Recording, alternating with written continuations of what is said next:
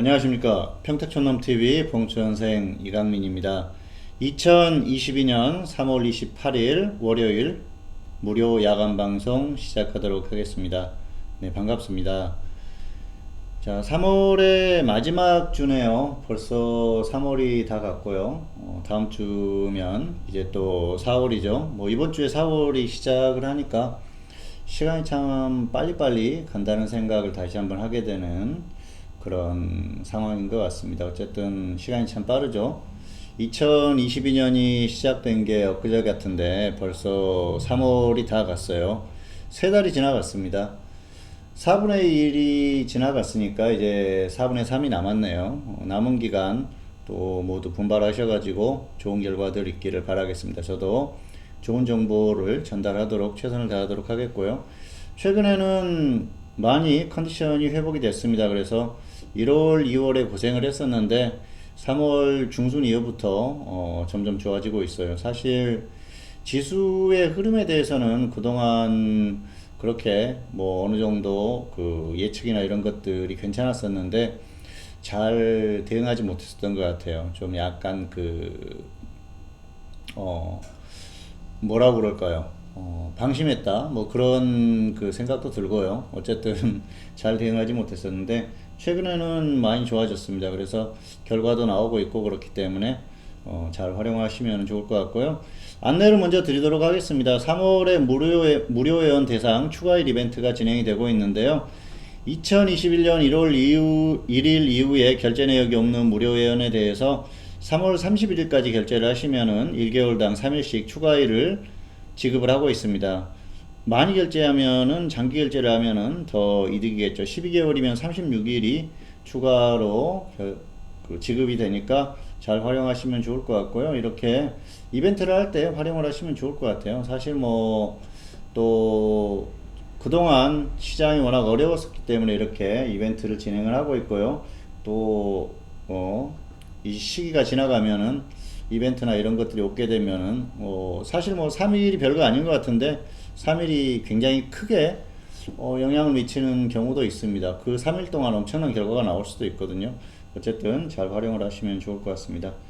자, 오늘도 순서대로 그대로 진행을 하도록 하겠고요. 시황 그리고 이슈 종목 이런 순서로 진행을 하도록 하겠습니다. 뭐 짧게 최대한 빨리 진행을 해서 지루하지 않게 하도록 하겠습니다. 자, 먼저 시황입니다. 오늘 시장은 보합권에서 코스피는 마감했고요. 코스닥은 약간 하락했어요. 코스닥이 조금 더 약했었던 그런 모습인데요. 오늘 시장은 사실 예상했던 것보다는 좀 약했었던 그런 시장이 아닌가 생각을 합니다. 왜냐하면은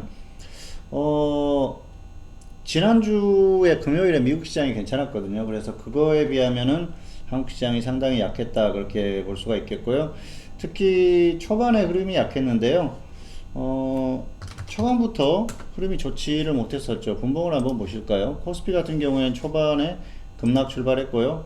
코스닥도 마찬가지입니다. 그런데 코스닥은 이제 다른 점이 있다고 하면은 코스닥은 종가가 거의 저가 부근에서 끝이 났는데 코스피는 꾸준히 반등을 하면서 결국은 거의 보합권에서 마감을 했어요. 장중에는 상승 전환하기도 했었죠. 어쨌든 코스피가 조금 더 강했었던 그런 모습이었습니다. 지난주에 미국 시장을 보면은 금요일에 괜찮았었거든요. 다우존스, S&P 500은 상승했고요. 다만 나스닥이 좀 약했어요. 그래서 기술주들이 약하다 보니까 한국 시장도 나스닥의 영향을 더 받은 게 아닌가 그렇게 생각을 합니다. 그리고 오늘은 뭐 전반적으로 보면은 수급적으로 봤을 때도 뭐 그렇게 좋은 상태는 아니었는데요. 다만 오늘 초반에 미국 선물이 좋지 못했어요. 미국 선물이 지금은 조금 반등했습니다만 초반엔 더 약했었거든요. 그래서 0.5% 정도 하락 출발을 하다 보니까 오늘 하락할 거에 대한 것들이 미리 선반영이 되는 그런 모습이었습니다. 그래서 조금 약했었던 모습이고요. 수급적으로도 좋지 못했었죠. 오늘 수급을 보면은 개인이 매수하고 외국인이 매도하는 그런 흐름이었는데요. 초반에 특히 개인들이 그 대량 매수를 하면서 출발을 했어요. 10시 정도까지 3,500억 정도 매수를 했는데 다만 이후에 수급이 많이 좋아졌었죠. 그 이후로 개인들이 매도하는 흐름이 나왔고요. 외국인들은 반면에 초반 이후에 조금 그 수급이 괜찮아졌고 기관이 매수를 해주는 그런 모습이었습니다. 그리고 오늘 전반적으로 흐름을 보면은 선물 쪽에 영향을 많이 받았어요. 장중에는 이 선물에서 외국인들이 많이 매수를 해줬거든요. 초반에 천 계약 정도 매도를 하다가 8천 계약 넘게 매수를 해줬지 않습니까? 그러니까 장중에 반등이 나올 수 있는 그런 흐름이었다고 보시면 될 것 같습니다. 어쨌든 초반 흐름에서 벗어날 수 있었던 건 이런 모습이었다고 볼 수가 있을 것 같고요. 코스닥 같은 경우에는 개인들만 매수를 했죠. 사실은 뭐 코스닥은 개인이 매수해도 가기도 하고 그렇습니다만 오늘 같은 경우에는 전반적으로 그렇게 좋은 상황은 아니었어요. 업종별 모습을 한번 보실까요? 그러면은 코스닥은 오늘 보면은 자 코스닥 대형주거든요. 개인들이 많이 매수를 했고요. 기관이 많이 매도를 했어요. 그러다 보니까 오늘 보면은 코스닥 자 대형주 한번 보시겠습니다. 대형주가 상당히 약했어요. 그래서 코스닥은 대형주가 너무 약했었던 그런 모습이 결국 시장을 하락시켰고요. 반면에 소형주 같은 경우에는 괜찮았습니다. 코스피도 마찬가지예요. 코스피는 대형주 흐름이 괜찮았었죠. 근데 중소형주는 오히려 더 좋았어요. 그러니까 전반적으로 코스피나 코스닥이나 오늘은 대형주가 어떤 그 중심을 잡아주고 간다고 봤을 때 코스피 같은 경우에는 대형주의 강세가 나왔었고요. 코스닥은 좀 대형주가 약했었던 그런 모습이 나왔습니다. 네, 잠시 소음이 들어갔네요. 죄송합니다. 자, 어쨌든 이런 흐름 속에서 시장이 반등이 나왔다고 보시면 될 것 같고요.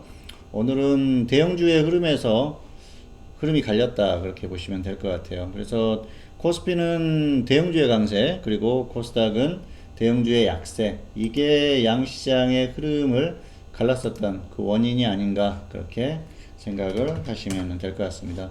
어쨌든 오늘 코스닥이 훨씬 더 약한 그런 모습이었고요.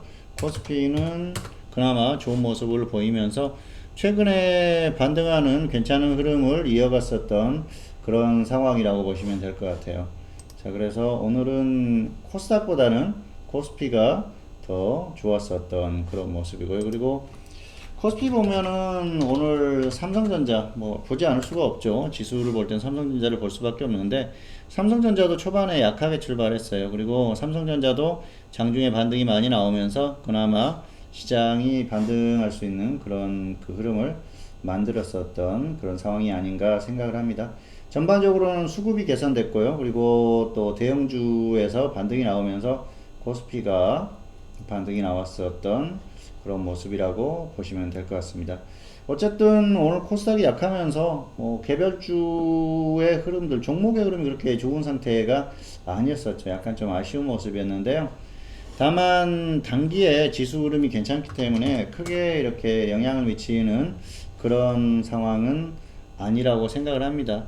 다만 이번 주 같은 경우에는 단기에 조금 반등이 나온 그런 상황이기 때문에 좀 주춤하는 그럴 가능성이 충분히 있어요. 특히 미국 시장 같은 경우에 반등이 단기에 좀 강하게 나왔지 않습니까? 나스닥, S&P 500, 다우존스 다 반등이 강하게 나오다 보니까 단기에 약간 주춤할 수 있거든요. 뭐 그런 영향으로 한국도 좀 주춤할 수 있는데 전반적으로 그 어떤 단기 흐름에 있어서는 반등하는 흐름을 이어갈 것으로 보기 때문에 뭐 조정을 받는다고 해도 여기에서 완전히 또 확 밀린다거나 그럴 가능성은 떨어져요. 지금은 반등 흐름을 이어가고 있고 악재가 이미 다 반영이 됐기 때문에 반등 흐름을 이어갈 가능성이 크다. 그래서 이번 주는 약간 주춤할 수 있지만은 나쁘지는 않다 그렇게 보시면 될 것 같습니다. 그리고 역시 한국 시장도 마찬가지예요. 지금 여기에서 뭐 조정을 받는다고 해서 여기까지 다시 내려온다거나 그럴 것 같지는 않고요. 살짝 조정받는다고 하더라도 다시 또 반등을 하는 그런 흐름이 나올 가능성이 큽니다. 지금은 전반적으로 흐름 자체가 이제는 이렇게 약간 우상향하는 그 흐름을 따라가는 상태거든요. 그래서 이 흐름을 이어갈 가능성이 높기 때문에 나쁘지 않다 그렇게 보고 있고요. 이 반등 흐름을 이어갈 가능성이 크지 않나 그렇게 보고 있습니다. 자, 그래서 지수에 대해서는 이번 주는 약간 주춤할 수는 있지만은 뭐 크게 나쁘지는 않다. 이 정도로 이해를 하시면 될 것 같습니다. 자, 다음은 이슈 점검인데요. 이번 주는 일단 금리 인상 이슈를 먼저 봐야 될 것 같습니다. 금리 인상 같은 경우에는 0.25% 인상을 일단 했죠, 연준에서. 그런데 파월 의장이 이번 주에 지난주에 약간 매파적인 발언을 했어요. 다음에 0.5%를 인상할 수 있다. 왜냐하면은 인플레이션이 워낙 심하기 때문에 일단 인플레이션을 잡기 위해서는 금리 인상을 좀 가파르게 진행할 수도 있다. 그래서 금리 인상의 속도를 낼 수도 있다. 그렇게 얘기를 하는 것 같습니다. 그리고 연준의 어떤 그 자산 매각 이런 가능성도 이제 꾸준히 제기가 되고 있는데요.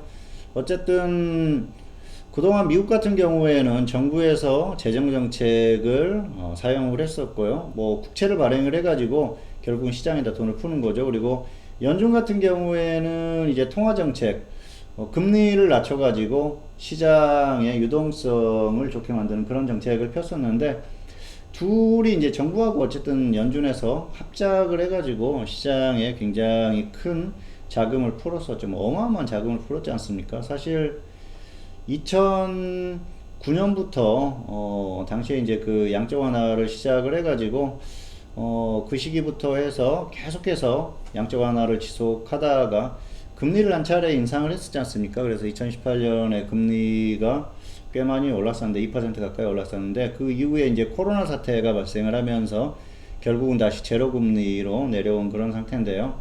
어쨌든 시장에 풀려 있는 돈이 어마어마합니다. 그리고 연준이 그동안 미국의 국채를 꾸준히 사주면서 자산을 상당 부분 보유를 하고 있는데요.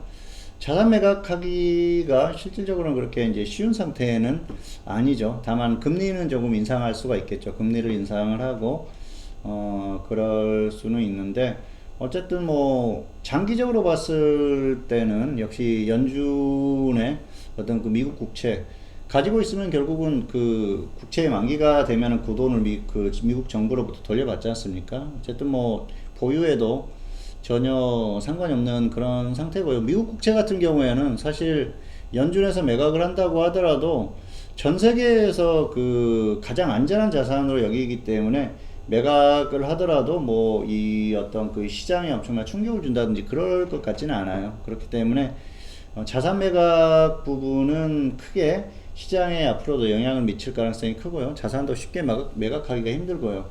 자, 그리고 이제 중요한 게 금리인데, 금리도 가파르게 올리기는 힘들죠. 왜냐하면은 그런 상황이 발생했을 때는 금융시장에 충격이 오기 때문에 어떤 완만한 조정이 올 수 있는 어느 정도 금리 인상을 할 수는 있겠지만은 시장에 완전히 그 단기적으로 큰 충격을 줄 수 있는 그 정도 인상을 하기는 힘들죠. 뭐 물론 어떤 이유에서든 그럴 수도 있지만은 현재로서는 그럴 가능성이 떨어진다고 보기 때문에 당분간 이 시장의 좋은 흐름은 좀 유지가 될 가능성이 상당히 크지 않나 생각을 합니다. 그리고 다음번에 0.5%로 인상을 할 수 있다, 파월 의장이 이렇게 얘기를 했는데요. 일단은 지금 이제 시장 참여자들도 0.5% 가능성까지 보고 또 시장이 움직이기 때문에 뭐 단기적으로 0.5%를 인상했을 때 약간의 충격을 올 수는 있겠죠. 그런데 뭐 역시 하루 이틀 정도 그 정도 충격은 올 수 있겠지만은 시장이 엄청나게 급락한다거나 완전히 다운된다거나 그럴 가능성은 좀 떨어진다고 봅니다. 어쨌든 금리 인상이 시장에 미치는 영향은 이제는 좀 제한적이지 않나 그렇게 보고 있습니다. 자, 다음은 우크라이나 사태인데요. 러시아가 이제 최악의 수단만 사용하지 않는다고 하면은 문제는 없을 것으로 보고 있습니다. 어쨌든 전쟁이 발생을 했다는 게 가장 큰 악재였고요.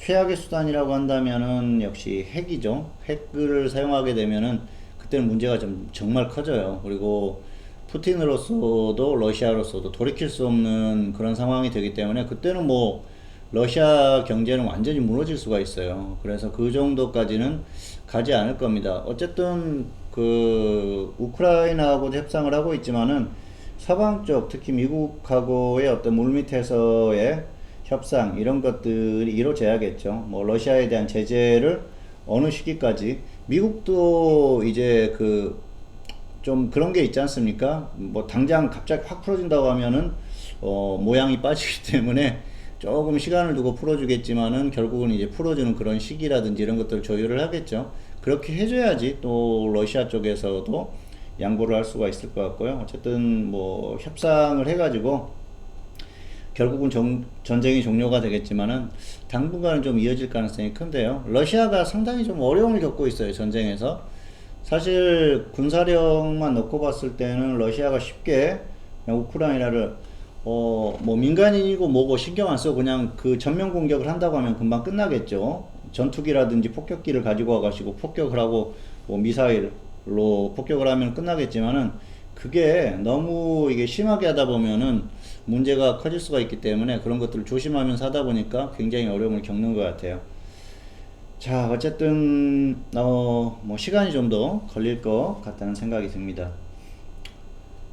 뭐 중요한 건 금융시장의 영향은 이제는 좀 제한적이다, 그렇게 결론을 낼 수가 있을 것 같습니다.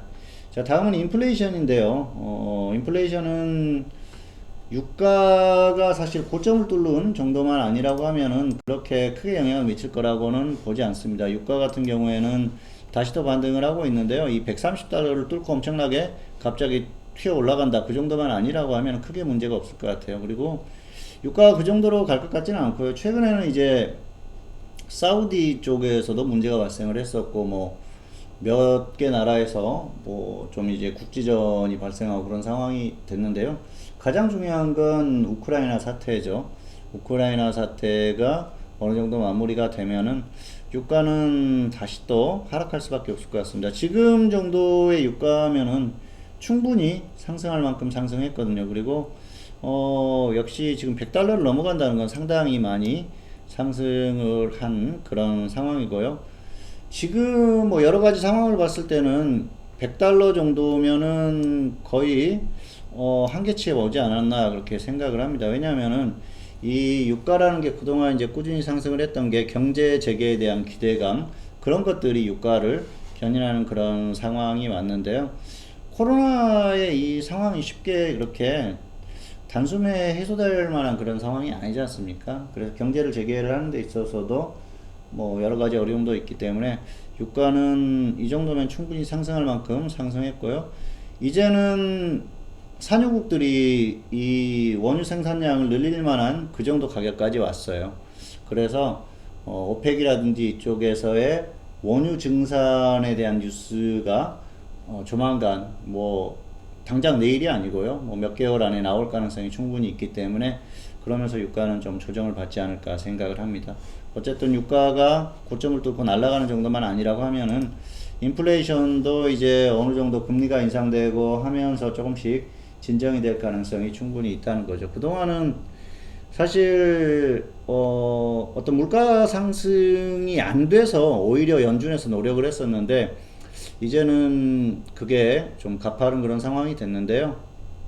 유가가 좀 진정이 되면은 그런 부분도 좀 진정이 될 거고요. 그러면서 또 금리 인상도 약간 또 부드러운 상황으로 갈 수 있고, 뭐 그러면서 시장은 좋아질 수 있는 그런 상황이 아닌가 생각을 합니다. 자, 다음은 유무료 추천주 정리인데요. 오늘은 무료 추천주 한번 보도록 하겠습니다. 자, 오비고. 오비고 같은 경우에는 14,000원에 매수가 됐는데요. 흐름이 괜찮아요. 이건 매수하신 분들은 역시 이제는 20% 이상 보시면 될 것 같고요. 본전 오면은 매도하시거나 둘 중에 하나 하시면 될 것 같습니다. 그리고 국영 GNM은 안 왔어요. 매수가 안 됐는데 1650원 매수 주문을 했는데 가격 안 오고 나서 지난주 금요일에 급등했어요. 그래서 매수하기가 쉽지 않고요.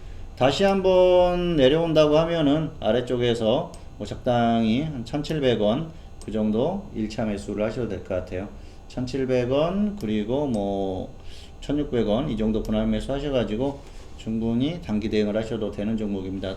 다만 가격이 올 가능성은 좀 희박하지 않나 생각을 합니다.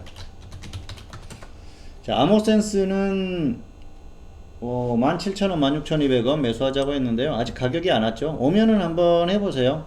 충분히 갈 수 있는 그런 종목이니까 그대로 해보시면 될 것 같습니다. 어쨌든 기준대로 해보시면 이 종목은 또 2차전지 관련주니까 충분히 가능하지 않나 생각을 합니다. 자, 다시 한번 안내를 드리도록 하겠습니다. 무료회원 대상 추가일 이벤트 1개월당 3일씩 추가일을 지급을 하고 있으니까요. 3월 31일이 마지막이에요. 얼마 남지 않았으니까 기회를 잘 활용을 하시면 좋을 것 같습니다. 잘 활용하시기를 바라겠습니다. 자, 다음은 이제 무료 추천주 마지막으로 종목 드리고 마무리 하도록 하겠습니다. 자, 오늘 무료 추천주는 이 종목입니다. 한국정보공학입니다. 한국정보공학. 자, 이 종목은 제가 유료회원에게 추천한 종목인데요. 유료 추천주입니다. 이 종목 5,100원 1차 매수 시켰어요. 그래서 매수가 되고 오늘 조금 반등이 나왔는데요. 5,100원, 4,900원, 5,100원, 4,900원 분할 매수 하시고요. 손절 마이너스 5% 보시고 수익은 상승하면은 20% 이상 보시기 바라겠습니다. 이 종목은 안철수 테마로 움직이던 종목이에요. 최근에 안철수 테마가 전반적으로 순환매가 나오고 있죠. 안랩 보시면은 상당히 강했고요. 그리고 써니전자도 반등이 나왔죠. 한국정보공학은 같은 테마주인데 상대적으로 약했어요. 전반적으로 안철수 테마가 순환매가 나오고 있는 상황이니까 앞으로도 조금 더 움직일 가능성이 크거든요. 그래서 이 종목은 5,100원, 4,900원 가격 오면 분할 매수를 해서 손절은 마이너스 5% 보시고요. 수익은 플러스 20% 이상 이 정도 보시면 될 것 같습니다. 네, 오늘 전달할 내용은 다 전달을 했습니다. 방송은 여기까지 마치도록 하겠습니다. 어쨌든 3월이 거의 다 가고 있는데요. 개인적으로 컨디션이 지금 많이 회복이 돼가지고 좋아지고 있어요. 그리고 결과도 지금 계속 수익이 나오고 있는 그런 상황이니까 이럴 때 잘 활용을 하시면 좋을 것 같습니다. 어쨌든 전문가의 컨디션도 굉장히 중요합니다. 그리고 사실 뭐 앞으로는 흐름이 계속 이제 좋을 수 있는 그런 구간이니까 잘 활용하시면 좋을 것 같고요. 이벤트도 진행을 하고 있으니까 활용하시기 바라겠습니다. 2022년 3월 28일 월요일 무료 야간 방송 오늘은 여기서 마치도록 하겠고요. 저는 다음 시간에 다시 찾아뵙도록 하겠습니다. 평택촌놈 TV는 유튜브에 다양한 동영상이 있습니다. 잘 활용하시고요. 구독, 좋아요, 알람 설정까지 부탁드리도록 하겠습니다. 오늘 여기서 마치도록 하겠습니다. 감사합니다.